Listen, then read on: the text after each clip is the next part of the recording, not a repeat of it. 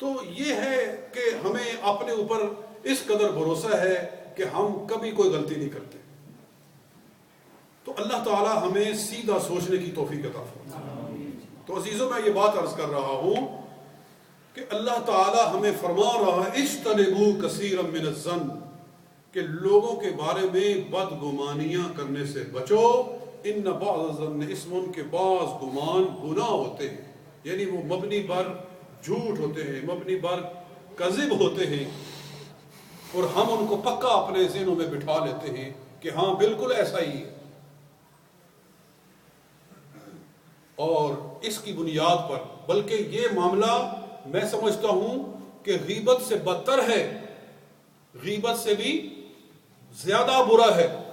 کہ غیبت اس چیز کا نام ہے کہ آدمی کسی کی برائی بیان کرے ایسی جو کہ اس کے اندر موجود ہو، اس کے اندر موجود ہو تو اس کو وہ بیان کرے تو اس کو کہتے ہیں غیبت.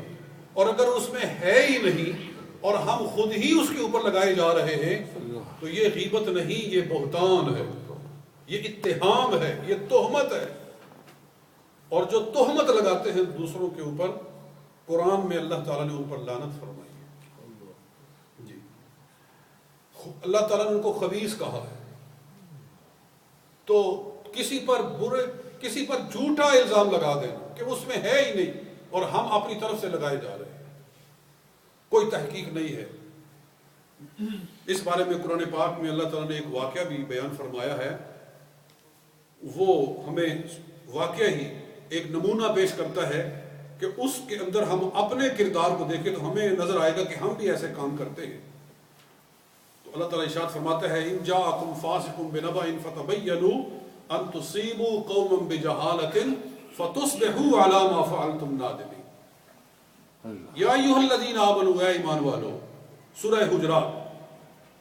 ان جاءکم فاسق بنبأ، اگر کوئی بدکار آدمی تمہارے پاس کوئی خبر لائے، فتبینوا، تو اس کی پہلے تحقیق کرو. فتبینوا، اس کی تحقیق کرو.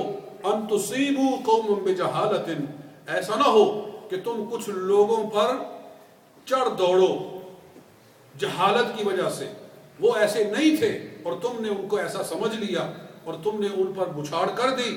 فتصبحوا علی ما فعلتم نادمین، اور بعد میں جب تمہیں پتہ چلا کہ وہ تو بے عیب تھے تو پھر تم اپنے کیے ہوئے پر ندامت کرو گے. تو پہلے ہی سوچ سمجھ کر منہ سے بولو.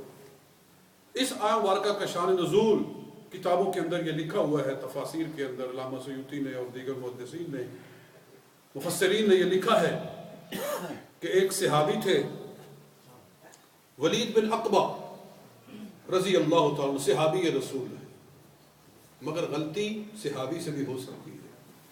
ہم صحابہ کو معصوم نہیں سمجھتے، صحابہ کو معصوم نہیں سمجھتے. یہ اہل سنت و جماعت کا عقیدہ ہے. صحابہ سے غلطی ہو سکتی ہے مگر ان کے انجام میں شک کرنا کفر ہے، اس لیے کہ اللہ نے ان سے جنت کا وعدہ فرمایا. صحابہ سے جنت کا اللہ نے وعدہ فرمایا.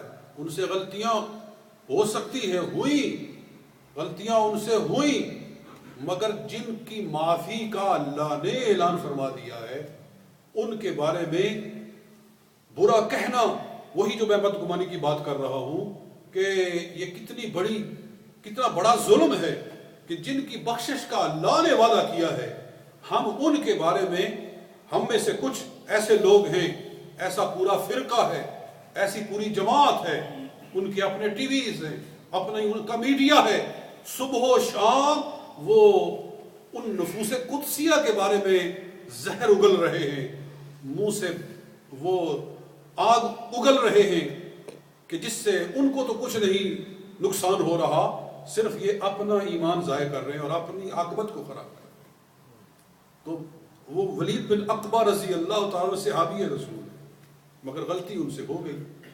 غلطی یہ ہوئی کہ نبی علیہ السلام